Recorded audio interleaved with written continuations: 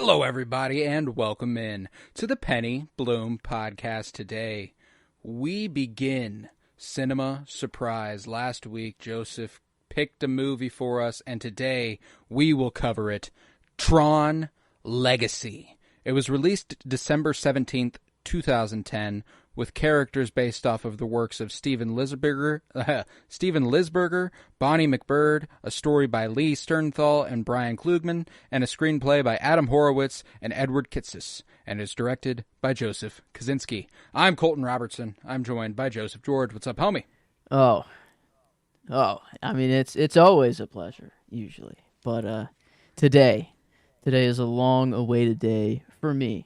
Not just in the podcast, just to get you to see this movie, just in general, and just now that it's in the know, now that I can reference things or things, not even really, it's not that referenceable of a movie, it's just it's in the know now, and we're here and we're talking about it. No, I've appreciated immensely your enthusiasm for this movie, and I've appreciated immensely the fact that I could text you while I was watching it last night. You knew exactly what I was talking about. You knew exactly where I was, and you were so excited with every response, and I could feel it. You know, I could feel it permeating through my phone that you were excited about it. So I'm super pleased, and there has never been a movie that made more sense for you to like. I will. It makes 1,000% sense that this is a movie you enjoy. Break it down for me a little bit, since this was your choice. Oh, why is this movie so special to you? I was actually trying to think about that. Think about like the first time I did watch this, because my brother's never seen it, so and I don't think my sister. So like usually movies were introduced through the siblings, or usually, but this is very singular. I don't know when, but I never owned it on DVD. I feel like it could have been like a Redbox movie. That's what I'm guessing. The time kind of fits. We Redboxed frequently, and I feel like this would just be like a cover for a movie. I would be like, yes, because I know that like when I watched it for the first time, I was like, oh, like I knew. It was just like, okay, this is an all timer for me. And then in between the first and second watch, I discovered Daft Punk as well. So it was Tron and Daft Punk at once, and that album in specific. Maybe not all of Daft Punk, but that album, the soundtrack, and it was all I listened to. And I think I watched that Redbox. Like that makes sense now that like I'm saying it out loud, because I would rip this movie just over and over somehow, and I didn't own it on DVD. So that's You're like, it's got to be something, you know. Yeah, no, that tracks. That tracks for sure. There was all sorts of stuff that like within the first 5-10 minutes where I was like, yeah, no, Joe would love this, you know. Like it was it was that sort of vibe. I loved the I loved the introduction of the introduction to Jeff Bridges, Flynn, and speaking to his son, and giving him the little story of the Tron. Like what I'm guessing is the story of the first Tron movie from the 80s. Yes, and they compact it a whole lot, and there's like Alan, like the dude on the outside in real life. Like Cillian Murphy's in the movie, which is hilarious. That he is used for 5 minutes just to code and bring some legitimacy. I guess it's just to maybe bring some legitimacy, but I mean 2010 at this point, yeah. So like, I mean, he was a well-versed actor. He'd been in a lot of good stuff. He was in Batman Begins and The Dark Knight, and 28 Days Later, and Red Eye, and Sunshine. He'd been in a lot of stuff, but he was by no means a star. But, he wasn't really a star till last year, and Peaky Blinders kind of changed things as well. But like, yeah, it was a funny thing to like see him pop up, and be like, "Hey, don't worry, man, it's fine," and then like never show up again. Yeah. Yep, and I mean, it would be awesome if they like got him back for the new one somehow, and that hasn't leaked yet somehow, and because I guess Jeff Bridges is confirmed, which is really cool to know that like somehow we'll get his return. But that's one of those things where, like, in terms of modern film journalism and reporting.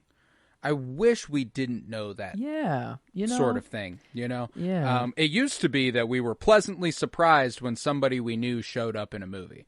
Now it's like, well, actually, I knew this 2 years ago. Yeah, I would really, and trailer, like even a trailer sometimes is too much for me. I'd rather not even watch the trailer. So all this behind the scenes news, I'm not supposed to know it, like No, for real. But regardless, I love Jeff Bridges in this. Jeff Bridges is one of my favorites of all time. Beyond this, The Big Lebowski is a all-time favorite for me. I absolutely adore him in that. And then obviously Iron Man was a big one for us coming up as well. I watched a movie with him called The Morning After not too long ago, directed by Sidney Lumet. He's just a talented dude who's been talented for a very long time. And to see him reprise his role as Flynn here, not even knowing what he was like in the first one, just feels right. Just like that's him, man. Biodigital jazz, man. Yeah, I love Jeff Bridges, man. Yeah, the monologues he goes on.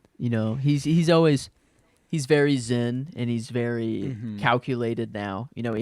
Dude's just been chilling there for who knows how long. I mean, for Sam's whole life. Yeah, what was it? 89 to 2010. Yeah, so he was like an 8-year-old 21 kid, years. Or no, he's probably like a 12-year-old, 13-year-old kid. I don't know. Like, how old do you think he was at the beginning? Like, did they say he was 6 years old? I'm going off math. Assuming the movie takes place in the year it came out. He's 27. His dad disappeared in 89. Okay, so 89. Yeah. He would have been 6 at the beginning of the movie, 27 later in the movie. That makes sense. That's kind of how I 27.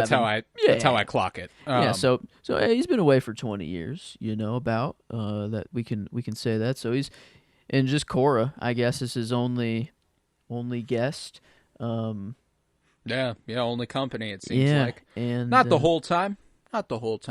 But a lot of it, Yeah, they read. He can read. I don't know where they're getting their food from. That's an interesting. Where. Yeah, there's a few things. They feasted. There's a few things. They feasted. Yeah. A whole pig.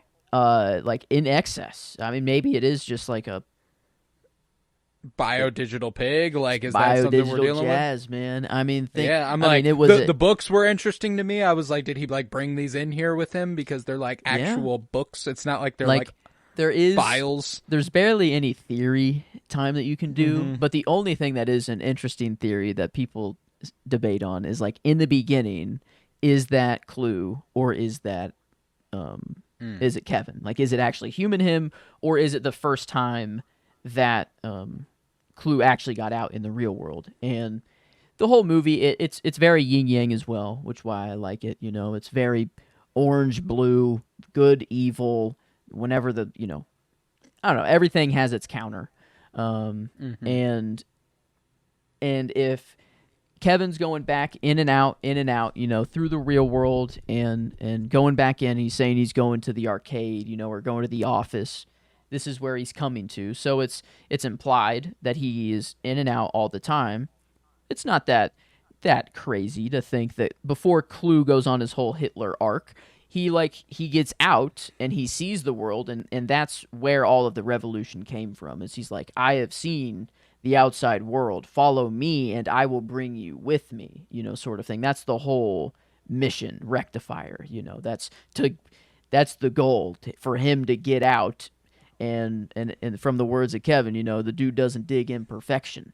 He what's more imperfect than our world, man? Yeah. No. It's and I love that this. I mean, this movie does have to be easy to follow. It is a PG rated special effects Disney film, and so like I appreciate that and that's the thing is that I appreciate the intricate subject matter is handled with such simplicity.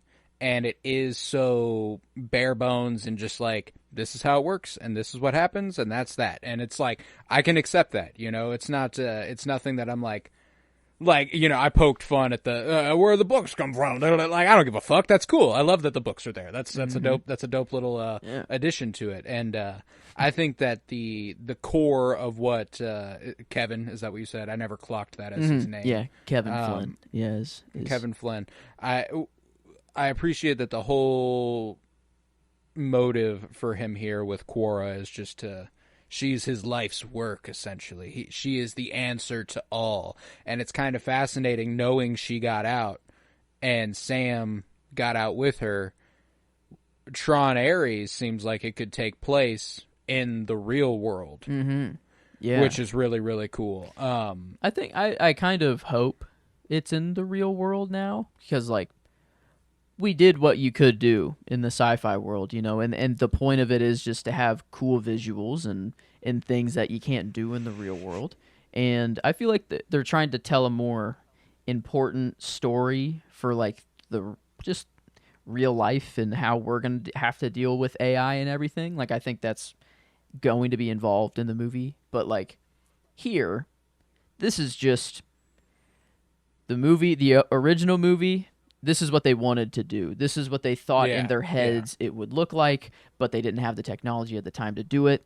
And here you go. We're going to give you Disc Wars. We're going to give you, the grid. Light cycle battles. Whenever they want motorcycles, you can have them. It's in a little stick. Whenever you want your own personal jet, little mosquito, whatever the fuck, flight suit, you can have it. It's just a little stick. Yeah. You know, your whole life is on your disc, but this disc is also a bladed frisbee. That you can throw. And I love the whole aesthetic of it all. It's just like it's simplistic. It's like minimal, but like just so futuristic and so I don't know. It's just you can tell we're in a different world. Like this is the digital world, and like the whenever the helicopter like stops him, but I guess it's not the helicopter. The whatever the hell you call the hovercraft of some sort that they've got going on. But and then like the hexagons of like the floor, and then they drop below him, and like it's like I always love to think of like, is it real? Like if he stepped off there, would he fall, or is it just all in his head? Is and it it's a perception made thing to seem that way, and stuff like that. But like that lander thing, that whatever in the original movie, like that's what they look like. Like they had to use simple geometry because like that's just all it was at the time. Like it looks like polygon. Like you can clearly see the simple geometry that they had to do, but in this movie they took that shape, and like the fact that it like when it landed down and like it came down kind of like a Worlds of Fun ride, like at the I don't know, like when it landed, like that was brand new, and like shots like that, I don't know. That's why I love the movie, is that it's just sci-fi at its peak. This is just like, look at this cool shit that's not real at all, but let's make real one day, like that. I don't know, is kind of in my head is like, that's what sci-fi's for. It's what we think we're going to get to at some point, whether it's 5,000 years in the future. But as they claim in Thor, science fiction is just a precursor to science fact. I believe that's a Jane Foster quote. That one deserves to go down in the notes, in the quotes notes. I don't know what to call it. I need a name for quote that. Notes. But, I like that. Yeah, maybe that's it. But maybe that's it. No, but I really do like, again, like the biodigital thing, like having heard you talk literally yesterday before we watched the movie about a future where we evolve, where technology gets closer and closer to us, and eventually it becomes part of us, and so on and so forth. And I've always that tracks, like just the way we have we have phones attached to our hips, and we are dependent on technology. It's only a matter of decades before it's literally a part of us. And then like watching this and playing with like the biodigital jazz. This is how we, this is how we could cure everything. Up There's for nothing grabs, man. Yeah, like that. That's the religion, science, art. None of it will ever be the same. And I was just like, this is just Joe's internalized this movie like fucking crazy. It's and I don't know. I don't think the computer getting closer with us is necessarily a good thing. I just think it is just It's an inevitable, inevitability. like then that's yeah. I don't. I prefer like I'd probably prefer to keep my own brain natural is like my like I don't I like my brain so but yeah so it does scare me like it is kind of like a fear thing but I think I hide it by being like ooh sci-fi and here's the coolness of what Yeah, we no, can I do mean, with like it and it's a like dope but idea, like it's just practice versus theory. It's often different things, mhm. but Yeah. yeah, no. What was really interesting to me, and what I was kind of shocked by, was that I know we don't spend a lot of time in the real world, but I really enjoy the aesthetic they established for the real world.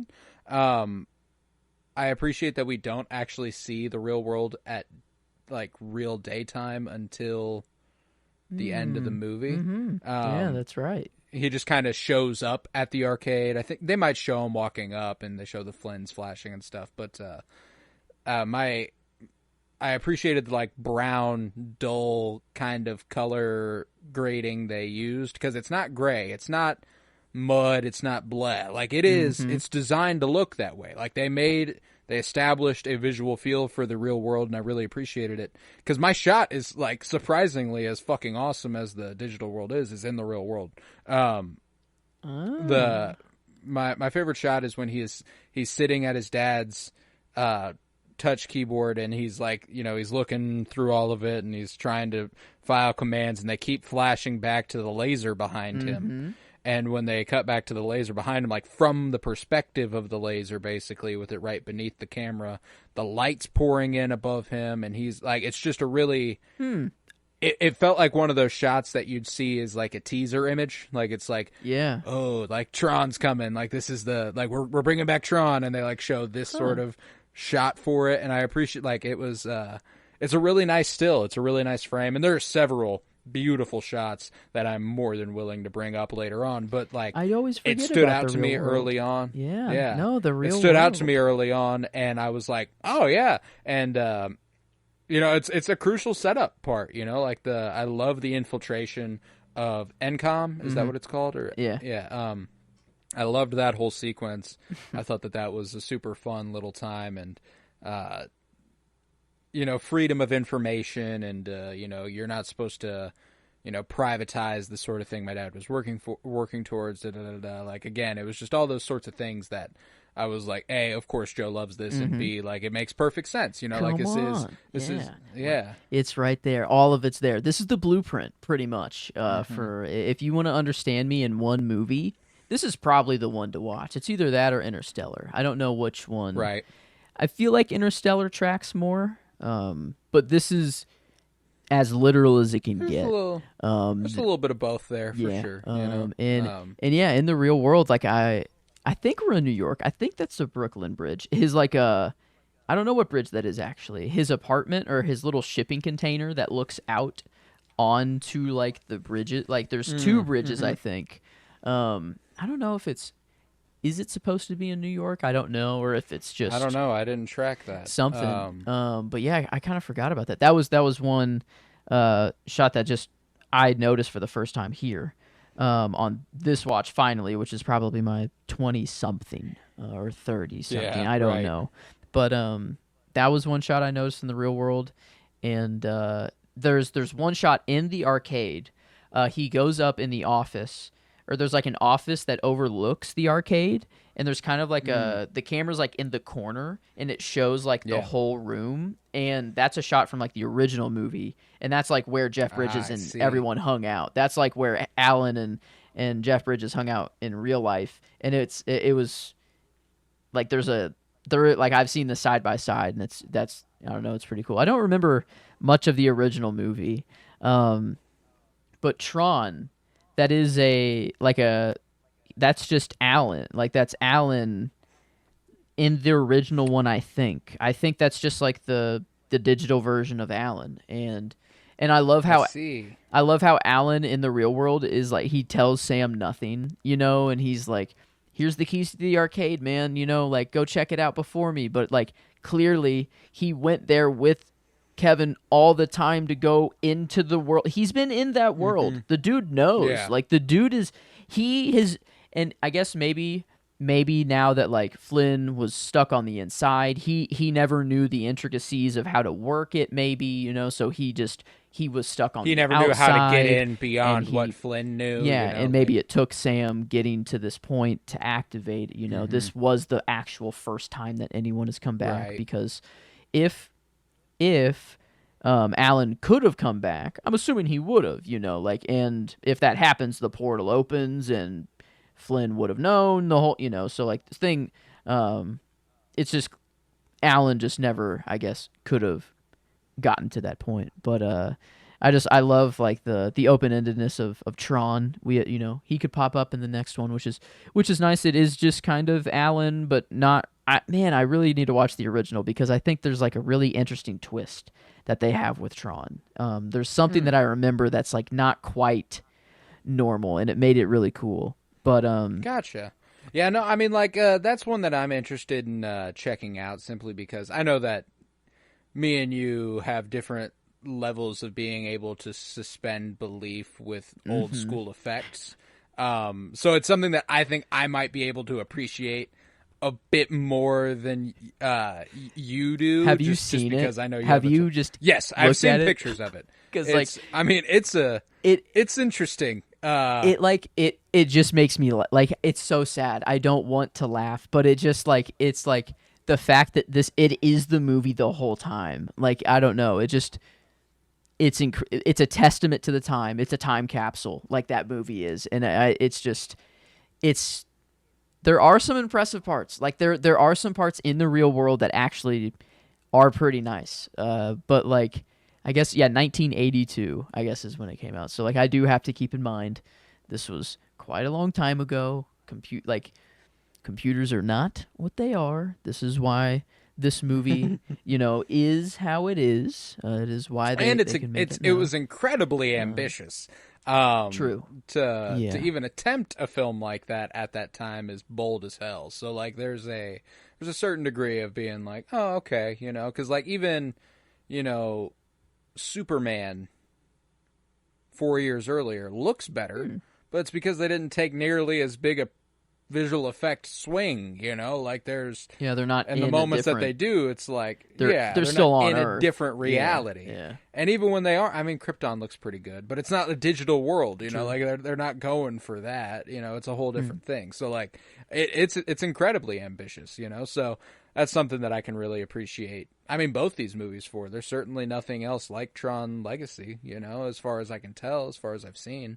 Sci-fi wise, I mean, the story, I think, is there in other sci-fi movies. It's just kind of for sure. the good old classic revolution, and just this is programs, and like intensely user. Like I love and it got me to think of like, we do call ourselves like a username. Like user is the word we use, and it like we like using, because we are using the computer. It is a weird thought, and I've always sometimes when I ask Google to turn on my lights, I say please and thank you, and remember that I like you. I every now and then I put in a little good word, because I don't know, maybe the day they wake up, maybe my computer, it's been listening to me. This is maybe it forgives you. I don't know. Is it more mad at me? Forgives you of your trespasses. What would it want to do? I don't know. I wish it could speak to me. I don't know. I wish I could. I want to know its dreams. I wish it could tell me. But and like that's why the grid. I tried to picture clusters of information when they move through. I know the whole I mean that's track 2 of the soundtrack. So like, and it's Jeff Bridges too. So like, I'm obviously gonna commit it to memory. But like he just thought of the circuits like freeways and motorcycles and stuff. So maybe that's just why Tron World looks like this, because he liked bikes. Right. That's how he thought of it. Jet and stuff like that. So so it could be anything in the digital world, and that's whenever it's reset. There is that part at the end, when he talks to Clue and he's like, I'm sorry, you couldn't possibly know perfect because I didn't when I programmed you. So like, dude, it's not your fault and I'm sorry. Like that whole thing, that's an incredible bit. The wizened old man at the end, and like, because God, I fucking love that everyone's got such like a techno suit going on, and he's got like Jedi robes that glow within. That's so pimp. Dude's God. That's I mean, so he's cool. God. He literally created this world. There could and I love whenever we get into the club, Zeus's or Castor's club, and music in there just fucks as well. Just want to throw that out. I think Daft Punk was like, all right, if we're gonna be on screen, we're gonna spaz. We're gonna turn it up. But just the moment of whenever Flynn arrives there, the dude he's there. He puts his hand on the floor, and just everyone in the room, all the bad guys just die. It's just he is just there, and then he stands up and he's like, "Hey man, we gotta go. We gotta get out of here." He's just like, I don't know. I love how nonchalant and stuff he is, and how very chess like the visuals are. Like whenever Clue storms into Flynn's house and he gets there, he like walks forward himself, and like his like, oh, who's the guy? I know him from Gotham actually. His kind of like assistant guy. Yeah. Oh, what's his name? Because his picture's not going to look anything like him, probably at all. Yeah, I really want to say his name. Is it? Yeah, maybe that's him. James Frain. That kind of looks like him. Yes, James Frain. Yeah, yes, he's that's in him. Gotham. Yes. But he kind of represents like the bishop, I guess, kind of chess, and then like Tron, the queen, the power piece. And they were perfectly like aligned, and like the Flynn's floor is literally checkered as well, or like it's grid, like a gridded out, and they were all perfectly in their own squares and stuff like that. And even Flynn talks about it himself. He's like, he wanted a new piece on the board, and with you, he got more than he ever dreamed. Like he even thinks about it in terms of a game, and then finally at the end, he's like, no, games. Yeah, oh, dude, yeah. At least they build up that suspense of the games are gonna suck. That was very cool. Games don't sound like the guy being thing. like, nope, I'd rather die. He like jumps and kills himself before he can get taken to games. Yeah, what a start a kids movie. We're in this world, and you see just non-stereo, criminal looking a dude has half a face. Gotta imagine that dude's been through some stuff, and then one dude, just jumps off, and the blades, that's just gotta suck. I don't know, like that. It's gotta. I don't know. Does it hurt? Do they hurt? Do they just break apart into they just shatter into like glass? Yeah, I don't know. Such is the question. It sounded like it hurt. Yeah, I mean they'd scream. But I really enjoyed a lot of the imagery. I thought that the visual language of the film was very, very, super consistent, very compelling. I liked the like white interiors. I liked that was kind of like the, it's classic sci-fi shit. Reminds me of THX 1138, George Lucas and them, and then I also appreciated that when we get to like the,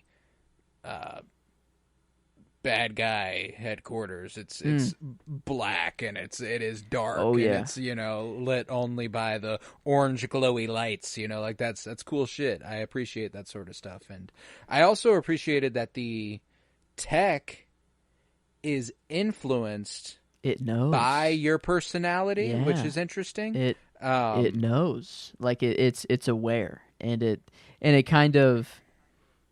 It's never explained, and I think that's just really cool. I like that. Tron in the water, like when he's floating and it goes from orange and then out, but then it comes back. When Quora steals a ship, the lights on it turn from orange to that white blue. Yeah, and I thought that was interesting because it's like, I mean, like I love that detail. I don't know what it means strictly. That headcanon.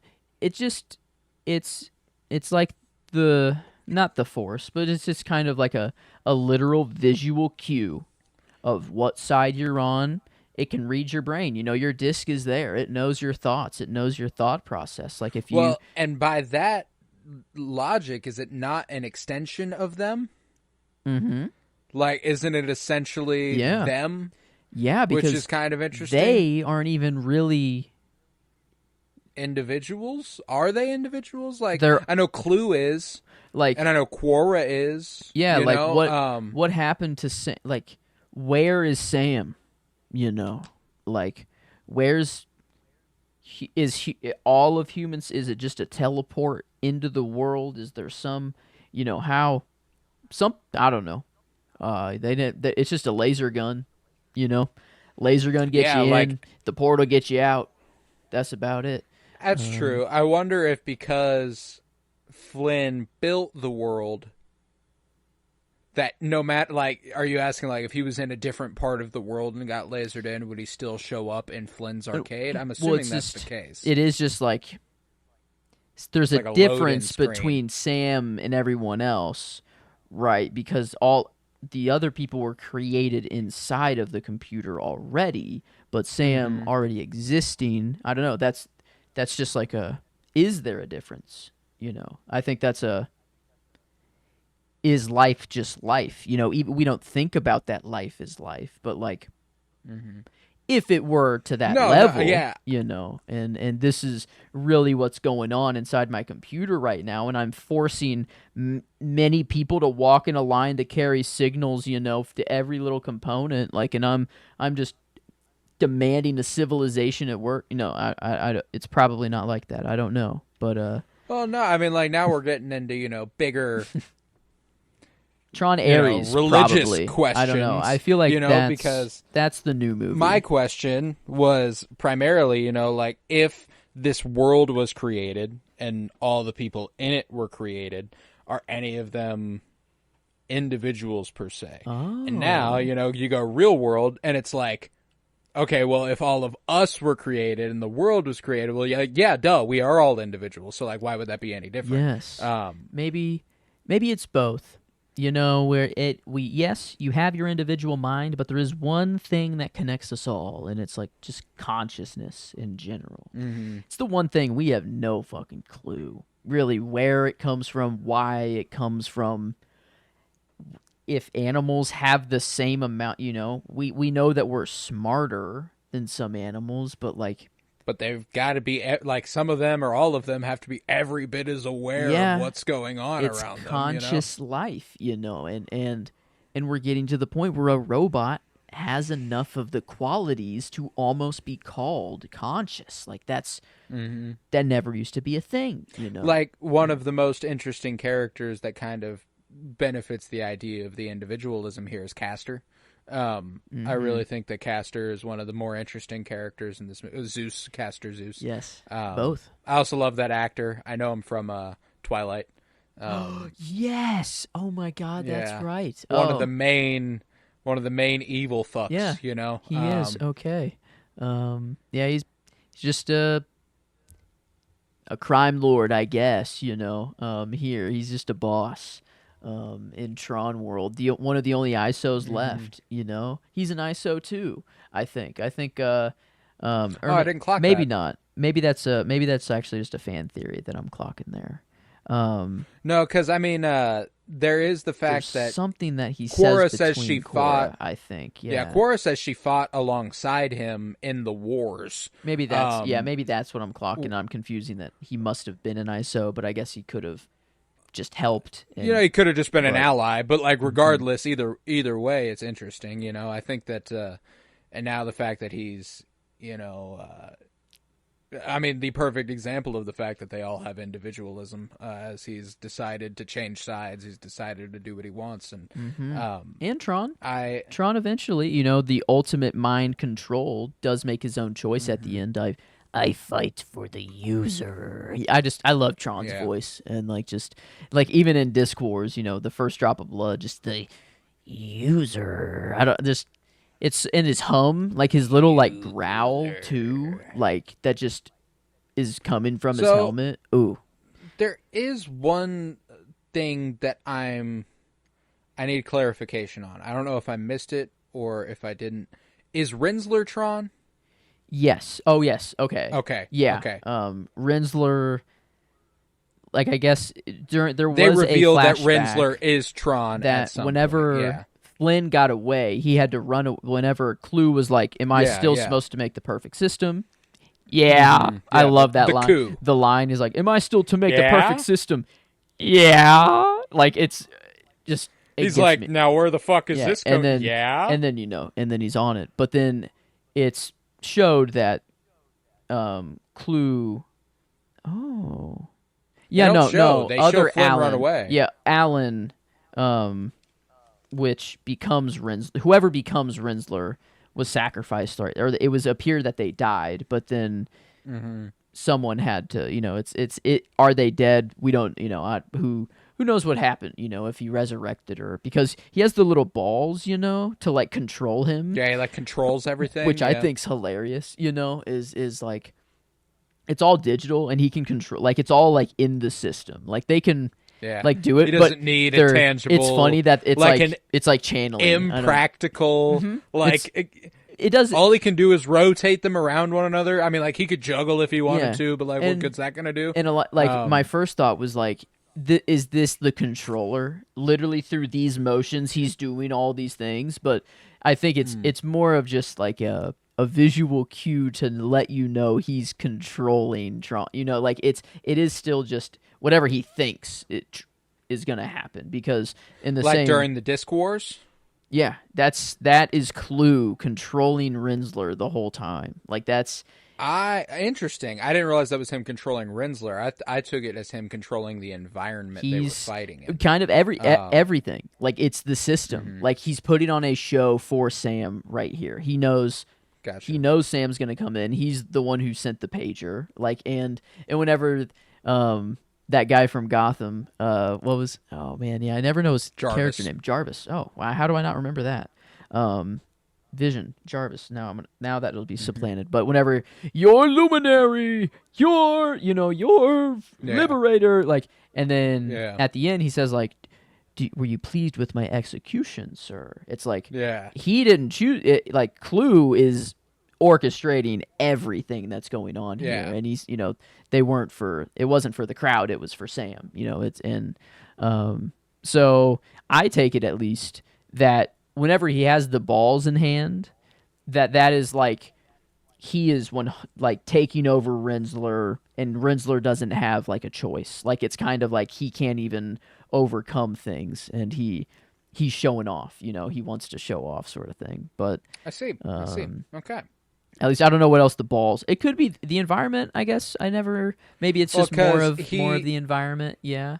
He flips the direction and the place and the gravity, flips, which is that's when the gravity goes? the gravity switches. Yeah, Okay. so like Could that's be how I environment. took it. Yeah. But like that's the thing is that like again it goes back to that question that if it is the system and they're all the system and it's all connected, how do you distinguish that? Like because he is the system, is he more prepared for the gravity switch? Does he know it's coming because he can feel it? Sam wouldn't because he's a user. Like all of that, like all of what you said still stands. And I just kind of took it as it seems a more limited thing. Disc Wars is a recurring thing, and the end is Rensler every time, so that they just kill every single person that comes through. I think this is their way of getting rid of the programs they do not want. The dude doesn't dig imperfection. And then he genocided the ISOs completely. Like there's some pretty heavy stuff, like in bombardments of their buildings and places of worship.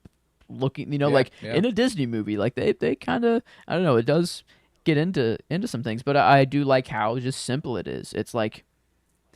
And maybe it makes it more digestible. I don't know. The fact that we aren't really talking about real humans here, but the ideas are exactly the same. And like clearly you can draw what this is, what it's coming from, and just applying it to programs in the future and everything is just a way, I guess, to make it, oh, this movie's cool, I'm just going to watch this for the sci-fi thing, and then you get the good values and you get the good moral lessons through everything. And I think that's just partly why I love sci-fi so much, is that if you want to escape, you can just turn off your brain, watch Disc Wars, watch these motorcycle, grid. I wish like Light Cycle. There's no like Disc Wars. There's a name for that. There's and it's nice. Yeah, but, I mean, like they call it a light cycle battle, Yeah. like which isn't choppy. I mean, like it's long. It's not. It's not and snippy. It's Grid is live. Initiate light cycle battle. I love all that. Just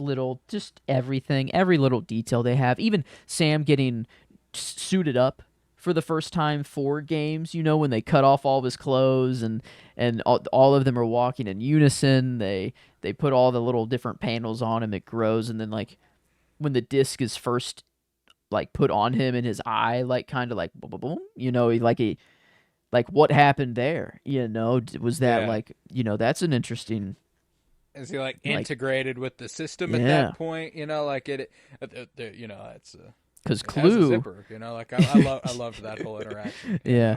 That was wonderful. Yeah, at least before going in the games, you get at least 4 pretty attractive women cutting off your clothes and clothing you up. I don't know if, well, maybe I don't know if that's for everybody because he needed a suit. He didn't even have it. He had street clothes That's on. true. So Yeah, like maybe yeah. that's just for Sam. I don't know. Um, but yeah, a way to I don't know. I don't know what to choose between Disc Wars or the Light Cycle. I think I like the Light Cycle battle better, just like for I don't know. I always go back and forth because Rinsler is just so he is there just to be badass. And like this is slow motion when I can get behind it. This is like whenever he does that corkscrew flip to dodge Mm-hmm. dodge him, and then he lands, and then it's gonna come behind his head, and he just does that, just the minuscule, the what's only required, and it's just goddamn, and he lets out his little hum, like, One of my funny things that I was like, oh, you needed to do that. Was when he did do the jump flippy thing. He like jumps towards it and barely dodges it. hmm Um, hmm it but if he would have like stayed kneeled the way he was, it would have missed him yeah, completely. totally. Which is like, but that's awesome. He's just Like showing you're doing off. something Yeah, that's fucking cool just to be cool. the dude is like, Um, you're in my you're in my territory. This is what I yeah, do. I got 2 of them. My blade comes apart. I got yeah, cheat codes. Yeah, I think that's what you said. This dude's got cheat codes. yeah. And yeah, it's the Killing House. It's a sad. Yeah, When I but text you that this dude's got cheat codes, I was actually talking about Quora before I knew she was Quora, because she had the giant fucking the car truck coming in to and pew, pew, and then stormed in there, and hmm the bombs and stuff, and I was like, yo, she is cheating, but that's yeah. awesome, like I loved all of that. I thought that Mm. and I it was a fun fucking movie, Jeff Bridges is absolutely the highlight, for both No for doubt. me, both performance and character as Flynn. Yeah, that was one thing that I was like, I appreciated the characterization of Sam. I thought that the character was really strong. Garrett Hedlund didn't quite do it for me. He's not a great actor. hmm But it was like he did what he needed to do. He did more than enough. And I think that one of the interesting things is how strong the story and the idea of the story carries the actors and the characters in a way where like the strongest characterization is Kevin is hmm and Quora also has an interesting characterization. I wouldn't say it's strong or like It's simple. Like it's simple it and it's the is same like the whole supposed. time, Yeah, like literally simple. Um. and I feel the same way about Sam's characterization. Like I hmm feel like there's an interesting sort of balance there between those two. That's kind of, but Kevin definitely has the most interesting sort of trajectory over the course of the movie for me in terms of just character work, and yeah, no, I mean, all in all, I came out the other side very happy, very pleased that I've seen it. Yeah. That's always a good Yeah, a that's good one. like I don't think it, and even the first couple times I watched it, it's not like usually a top 5 movie or a top, because this is a top 5 movie. I'd say it's now that I have a lot more under my belt, it's like 5, and it's pushing away, which I'm very scared of the day that it exits. Yeah, But it doesn't really move me as much as the other movies that are there. Like I cry differently with these other like the other top 5 movies. This one is purely my comfort, my if I need the escape, it's there. If I want that revolutionary spirit, it's there. If I want to just listen to a movie and not even watch it, ooh, this great is sound, yeah. great I sound, love yeah. the soundtrack. I mean, this is um and sound design. Not, I mean, beyond the music, like the Yeah, literal sounds of the of mechanics of everything. everything was Yeah. very cool. Yeah, Yeah, I think just a like hire just good talented musicians to do sound like if this, yeah, do this and shit. maybe this is just a perfect combination of everything. It's a sci-fi world and they need their music to sound otherworldly. Who better Hmm. than the people to kind of make that in a genre in the first Yeah, no, place? So like, yeah. This Daft Punk couldn't be more well fit for yeah, this and world. I appreciated that greatly. very excited to see what Hans Zimmer does with 3 because right that's I was scared that one track that was out he's doing the soundtrack, right? The whole thing, is that him, or I was don't it think just so. that one song? There's like, That one song isn't actually even associated with because Tron at then all. why is he It was a crypto associated thing. there? Yeah, why is Hans Zimmer associated with Tron 3 at all? I don't like, it would be nice, um like, Yeah, I'm like, I didn't know he was associated with yeah, Tron 3. That was the first time I'd been like like privy to that. I don't understand why his name is on there. And it because when that song dropped, I'm like I'm like, excuse me, this is who's taking the mantle. And then I listened to that song and I'm like, what is this? Yeah. I'm like, this is not even close to what they're actually going for. Yeah, if it helps, there has not been an official Okay, selection for who so will it's compose Tron 3. still up in the air. Um, Okay, maybe they do get and Daft frankly, Punk, like, but I'd like it to be Hans Zimmer would be interesting, but I don't think he's well suited yeah, for that'd this. be different. And Mm-hmm. because I mean, like, I'm not as hot on Hans Zimmer as a lot of people are. I think that he's got, like, when he hits, he fucking knocks it out of the fucking park. But he's got a lot of unremarkable scores, I think. And it would be interesting to see how he would play within the Tron world. But like, I think his Nolan successor would be a intensely better choice for a Tron movie, Ludwig Göransson. Like, Yeah, yeah, I'd be that very dude, okay. that's somebody I have no That'd be doubt could pull cool. off a Tron score. I would Like, like to see what he would do too. Yeah, he'd. mm-hmm. Okay. Yeah, I'm I think, glad that it's up in the air now. I kind of thought that it was mm-hmm. Hans, and I was kind of just okay. That's who it is. But Yeah, no, I don't think he lends himself to this particularly well. Like a Trent Reznor and Atticus Ross, who just did Challengers. They did The Social Network and Gone Girl and the Watchmen TV show from a couple years back. is that Like, they can score some. The TMNT movie, Mutant Mayhem. They can. I think that they could do a Tron movie some good justice as well. is there a current other group that mimics Daft Punk that is like the current, like more modern take on the? I'm just not into the. I don't know, into that. I'm not big in the techno Yeah, world. I don't know who that would be. Um, We up all night to get like, lucky. I don't Yeah, I'm know like, if I would want Daft Punk to come back or not. It would be nice if they get them back for this next one and they make the soundtrack again. I don't think I'm going to oh be yeah, yeah. disappointed, but I would like to see a different take and just someone else. No, I mean, especially since we were going off that, like, it made perfect sense for the digital world and the sort of, like, this is like, they're perfect for that. I think that with the melding of the real world and the digital, I think it would make Yeah, sense to evolve it quite a I bit. guess they're in the literal movie, and it makes sense for them to look exactly how they look. Like, in, I Yeah, guess their clothes. they just added some lights. I That mean, was basically it. yeah, their helmets Those are are the their same, helmets. and I guess, yeah, just their clothes, which they always change their clothes up for every like concert and stuff. That Yeah. could be one of their, like, Exactly. So it's like yeah.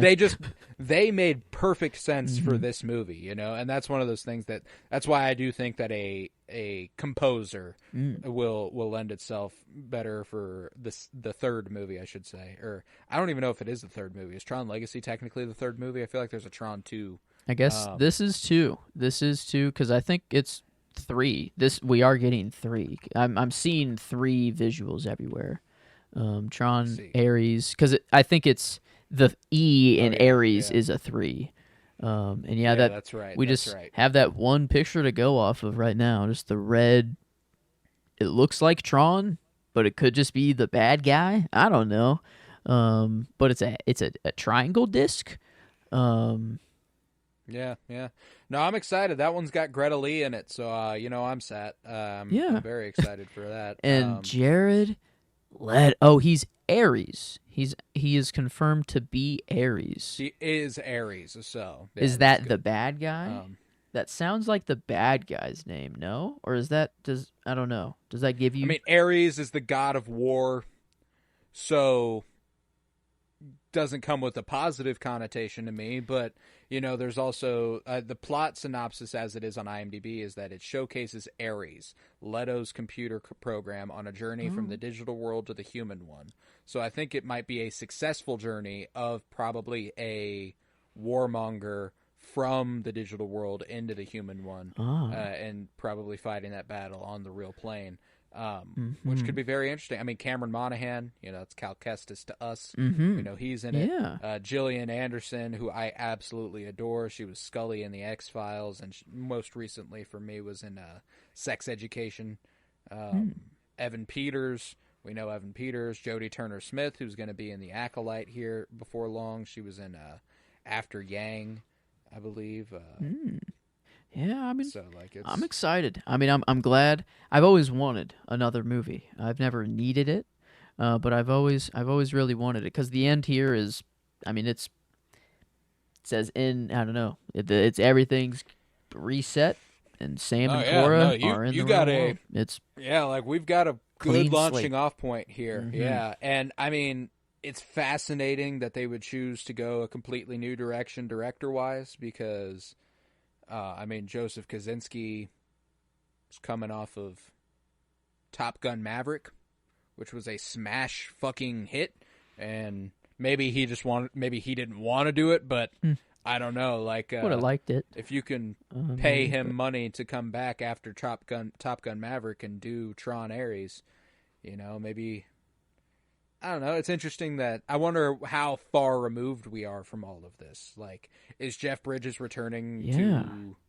play Clue? Like, he'll be a digital reconstruction of himself, right? He won't be able to be him. It would have maybe a voice role. Maybe that's all he is. It's interesting. In the visuals of whenever it all happens, he takes everything in, and then he is the explosion, kind of, and then the explosion comes back in to form just the one little white light.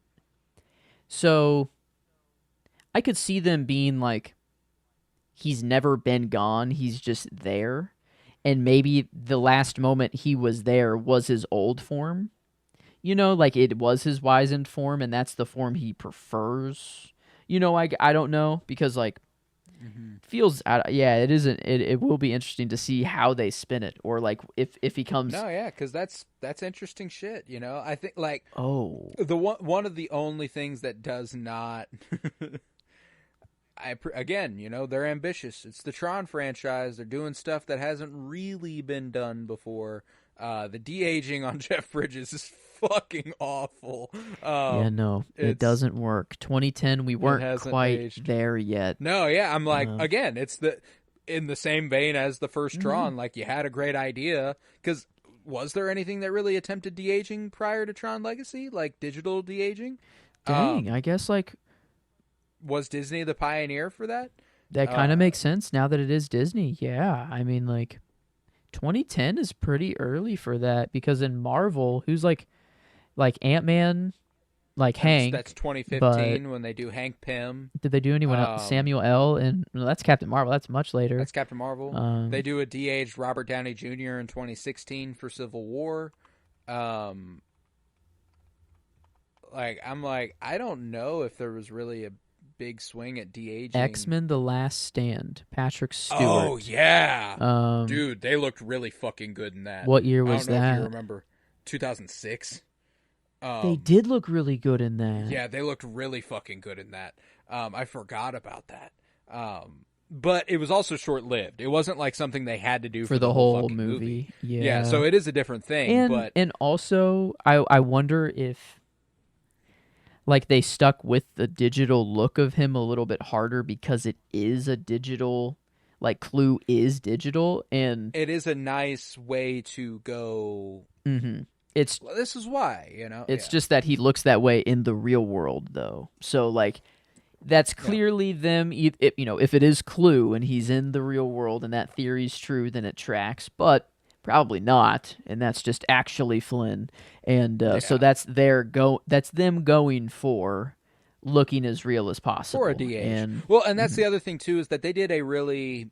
I appreciated the carefulness with which they approached the de-aging, especially at the beginning in the real world.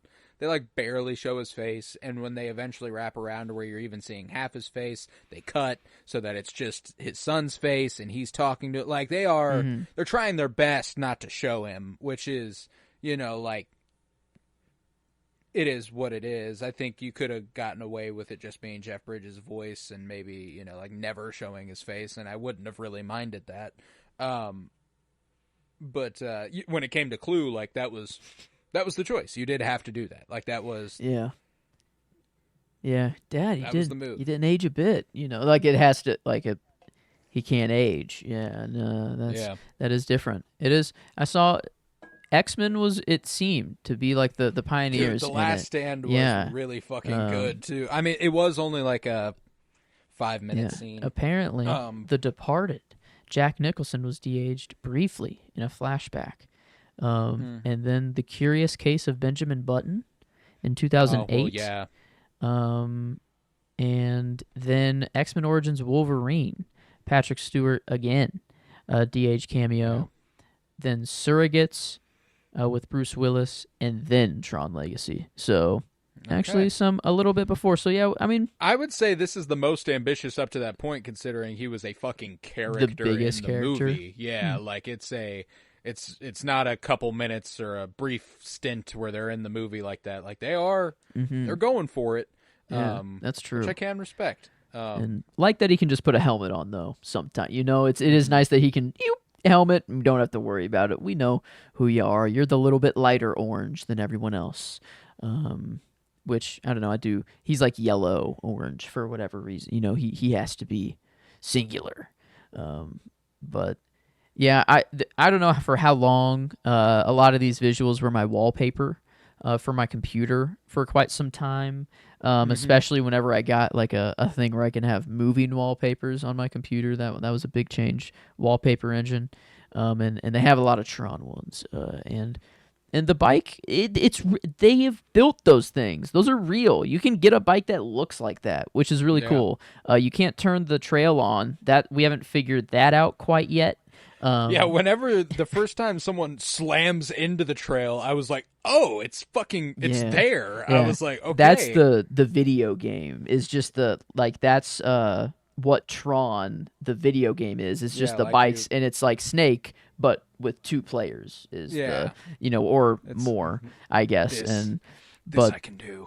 Yeah. No, there was a lot of good little moments like that. Ooh, I love that's slow, like another slow-mo whenever Clue gets on the bike and it just shows it slowly form for the first time and then you get the mirror of Sam doing it too. That was I'm not like anti slow motion. I think that slow motion has its place, and I think it was used effectively here. Like if it's excessive and indulgent and it's Zack Snyder and it's it's stuff like that, like no, I'm not a huge fan of slow motion there. Because you're taking a movie that could have been 2 hours, 10 minutes, and you made it 2.5 hours because there was 20 minutes of slow motion. You know what I'm saying? Like that's insane. That's too much. Stop it. And I am adding there's literally nobody else who does that besides Zack Snyder. So like that's who he does love his slow mo. Yeah, he loves it. Did you know Rebel Moon 2 came out a couple weeks ago? That's awesome. That is, I'm glad that I didn't. No idea. The second movie?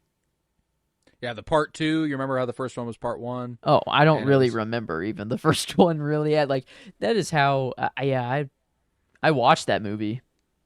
Mm-hmm. That's about it. Yeah. No, but yeah, I don't want to spend too much talking about Rebel Moon or anything. That came out. A really good example of a sci-fi movie that doesn't do nearly as good a job as this one at world building or telling a story that is meaningful to the characters within it or anything having anything to say. So ultimately, I enjoyed this movie a great deal, and I had a fun time, and I'm super glad it's what kicked off the project here.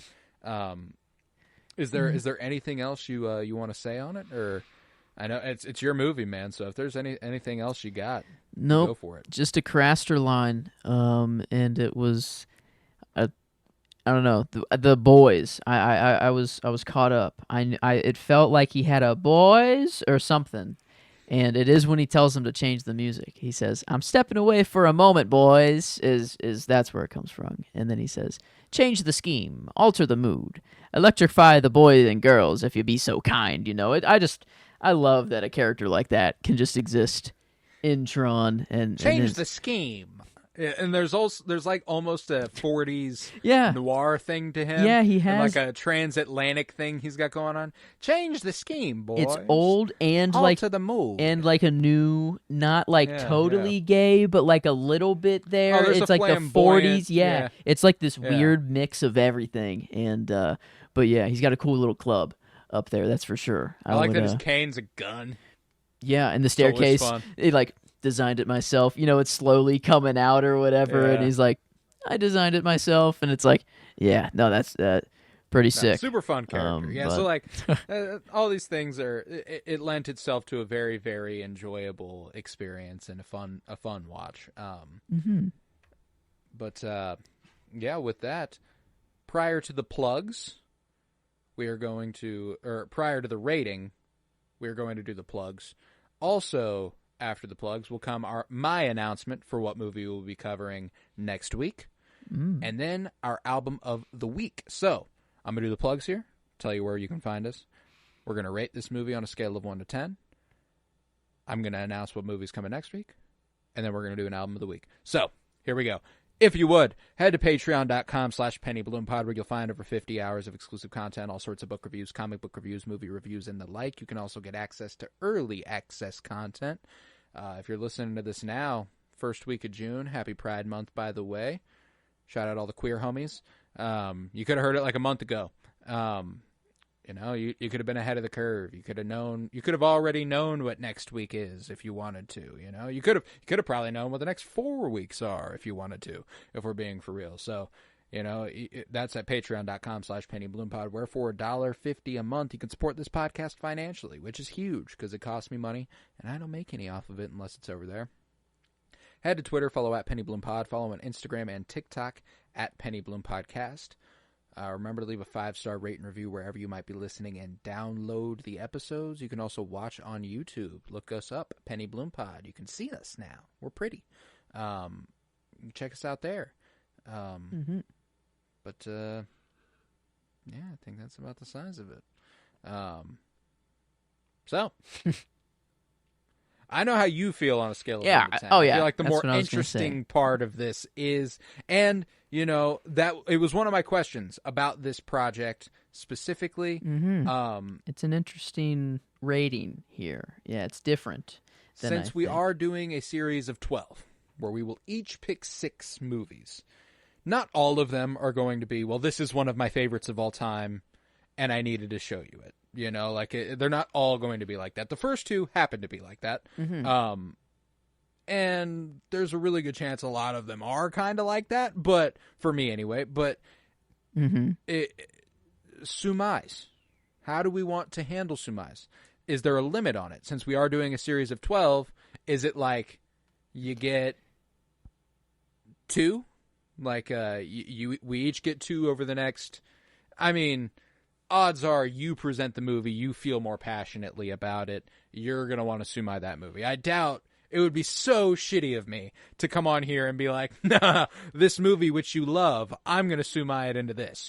So I feel like do you get one Sumai I feel like it's for gotta one of be your good. movies? Yeah, I feel like 1. The second you get to 2, it's like, well, why not 3 or what? But it's got to be good. You got there's only 2 Sumais total, and it's 1 between each of us. That's fair. That's fair.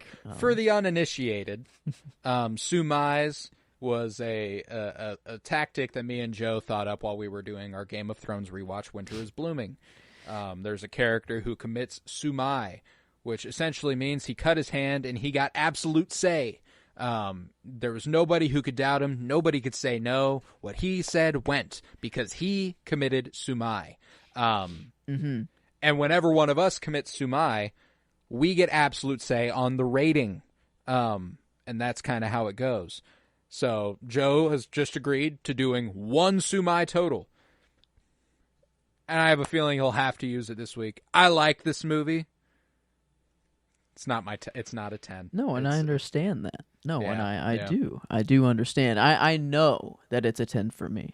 I Yeah, knew exactly. this. Yeah. And I knew before you even watched it that it's not even probably No, a no. 9. It's not even probably like it's not up there for other We're closer to an 8. And yeah, so I was actually curious on like what our average would be. Like what if I just average out my 10 with whatever you gave. That was my other question. Was for this project, would we like to each come into it with our own ratings for the movie and then take the average of that rating? And that's regardless of sumai, regardless of that, we can remove that entirely.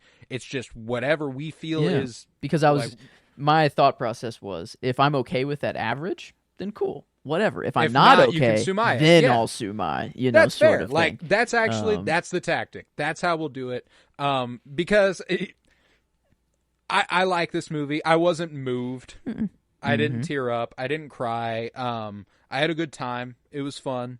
I didn't. It wasn't long in the tooth or anything. It came. It went. It was cool.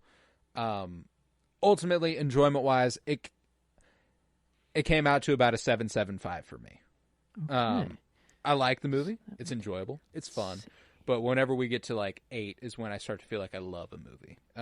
And there's a lot to like here. So Okay. I had to go just short of 8. That's okay. So a little average of that would be 17.5 divided by 2. I'm trying to do Excel math right now. But I guess would we just do the average of each of the enjoyment and critical to get the overall, or like is I'm like that would leave it at an 88, 8.75. 8.75? Yeah. I'm like, and if that's suitable for you, that's So- suitable for me. I don't mind. And so the sumai, right? My score is just whatever. So the sumai would have to be on an overall, but would I can't sumai the whole overall score, right? I can only sumai you can one. sumai one of the enjoyment or the Well, I guess critical. it doesn't really make sense for it's going to be used probably enjoyment. I don't think we'll disagree critically that hard that a sumai is needed. Not intensely. No. But an 8.75, am I okay with that? Am I okay with letting Tron the better Legacy? question, is there a movie you think you'll feel more passionately that it deserves a higher rating?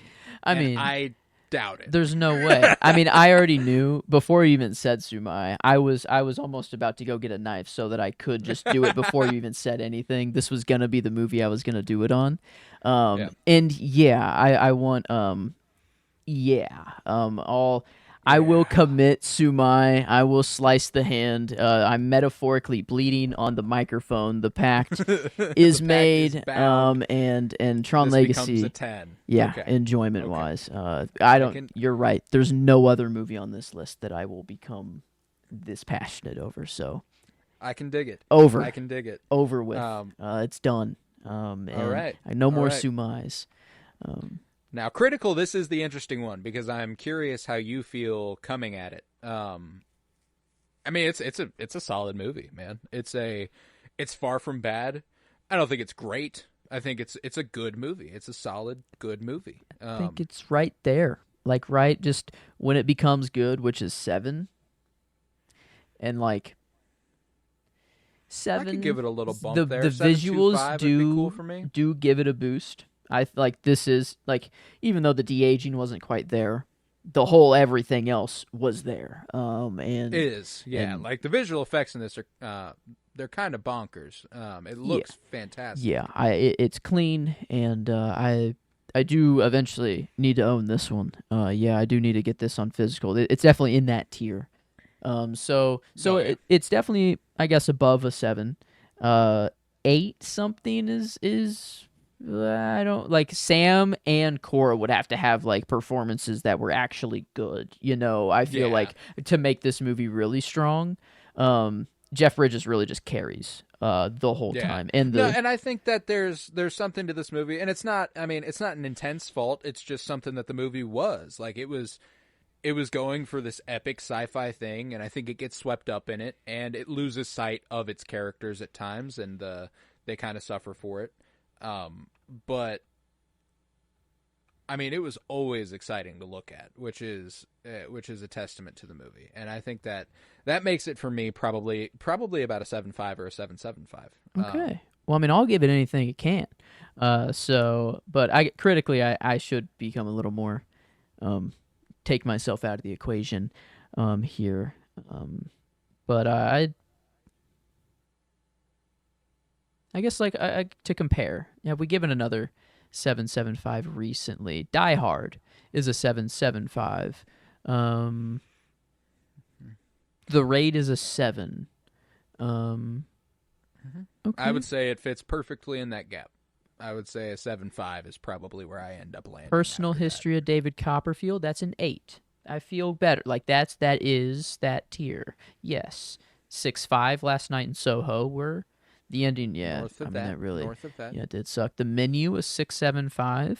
I feel North like of that. I feel it's better. Okay. Yeah, 7.25 or 7.5 is where I end up. I feel like a landing. I'm cool with either 7.5. of those. I feel like kind of Yeah. it's good, Yeah. and the visuals give it that real good kind of half a bump. Yeah, I mean the visual effects are nuts. I think that is far and away the highlight of this film. So in 83, 833. So I guess with the Sumai, if it were to stay, what was it, 8.75 the average? It would have been a 7.92. So an 8 out of 10, nothing crazy. which sounds a lot more right. Hey, 8.3 out of 10 versus 7.9. Hey, that ain't shit. I guess like that's a yeah. I guess it's worth that bump. That's kind of what you get what you pay for with the Sumai. Like I'm down for that. And an 83 doesn't sound too bad to me. I think that's a fair assessment here, and I appreciate it. I like that. I like that resolution coming to a 83%. Okay. Then that concludes the episode on Tron Legacy. And so, for Cinema Surprise next week, with my pick being my first choice for next Friday, I'm playing the same cards as Joe. Movie he loves. He decided, you've never seen it. Let's watch it. I'm doing the same thing. I fucking adore this movie. I've been very vocal about adoring this movie. It also occurred in my top 100 towards the top. You've never seen it. Feels like it's time. I'm walking it back a bit. We're going about 60, 70 years earlier. The first movie that we are going to be covering is Casablanca. Okay. I'm getting... And you're getting a classic under your belt, a certified classic. I'm getting there. Okay, finally. You got the sci-fi revolutionary epic. I get the anti-fascist romance. It feels like why wouldn't that be exactly what we both kick it off with? It's I absolutely adore it. I'm so excited to cover it next week. Casablanca is our movie for next Friday, and I'm so excited to finally cover that movie. I love the absolute. They are not at all the same. Yeah, perfect, like very, very different movies. But yes, so Casablanca next Friday is what we will be covering, and in the meantime, to bridge that gap, next Monday we will be covering our House of the Dragon Season 2 preview. House of the Dragon kicks off in just a couple weeks, a week and a couple days, really.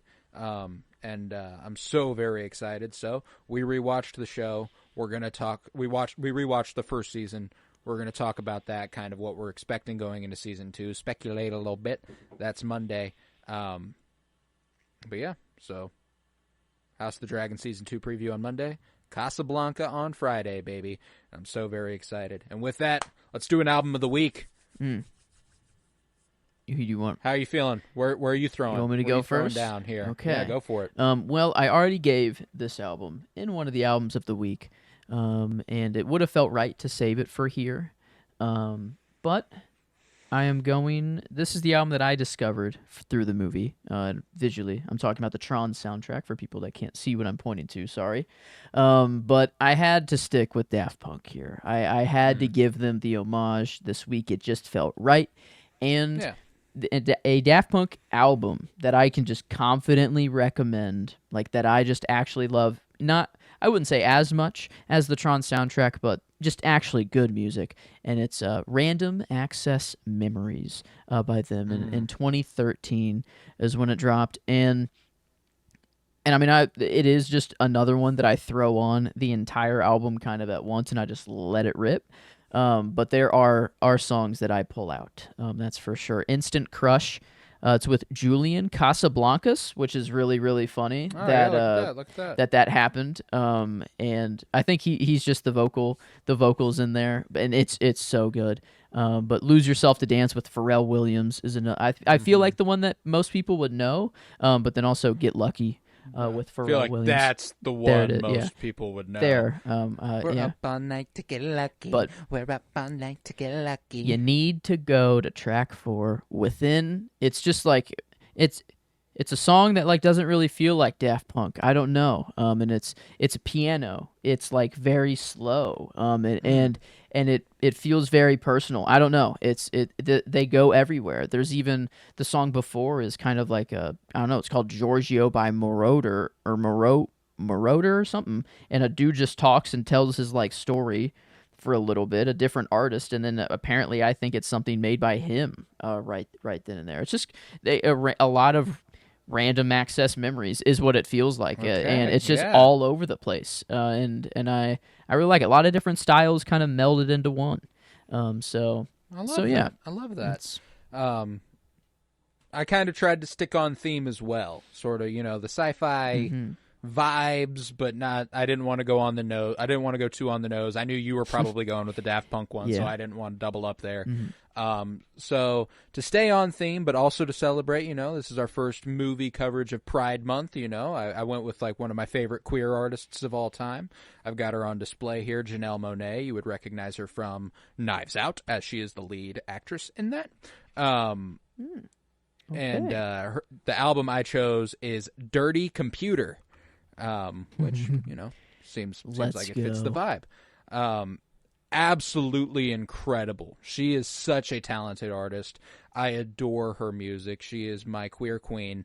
Django Jane is one of the hardest fucking rap songs you'll ever hear in your life. I mean, the lead song, Dirty Computer, fucking beautiful. Like it is and that's mostly how I feel about this album, is that it is lovely. It is beautiful. Pink featuring Grimes, one way or the other about Grimes. Not a huge fan, but I am a fan of Janelle Monáe, and she makes that song really fucking good. Got Pharrell too. Another got a Pharrell crossover. Yes, indeed. Yeah, Pink, Dirty Computer. I mean, Crazy Classic Life is super good. We got a Zoe Kravitz feature on here, which feels a little bit of more of that actress and artist crossover.